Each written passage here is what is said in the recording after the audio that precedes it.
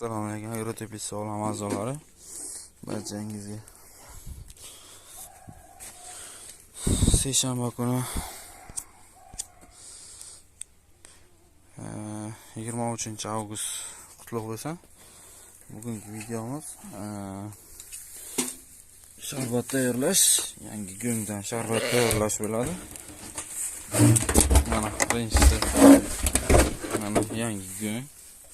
Mana yangi go'ng. 10 kilo ketdi уже. Mana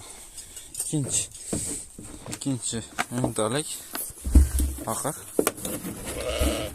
mana общий hisobda 20 kilo ketdi уже. Mana aziz obunachilar, e'tibor qilamiz, hali nomi qo'chmagan yangi mulgongi. Qani uchinchisini solamiz.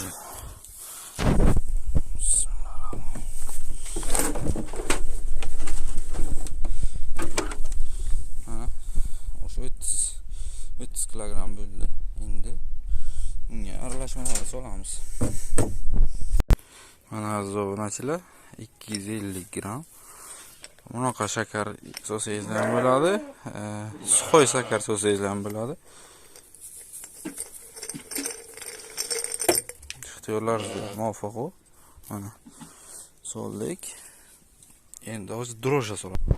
Mana obunachilar, aziz obunachilar, 250 gramm dro'jja.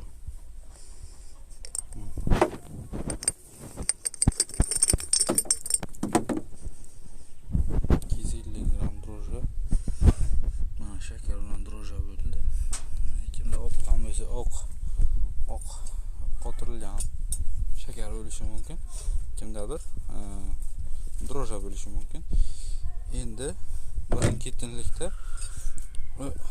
100 litr suv solamiz. Boshladik. Mana birinchi satr ketdi.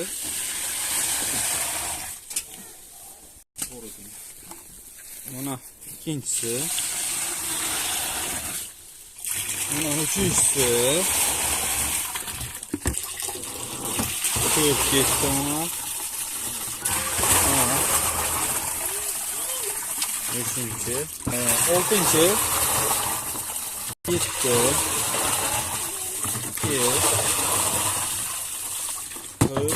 Az obunachilar.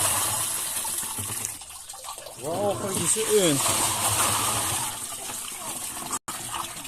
Mana aziz obunachilar, 100 litr общий hisobda 100 litr suv bo'ldi. Mana ichida yangi go'ng, 250 gramm dro'jja, 250 gramm shakar bo'ldi.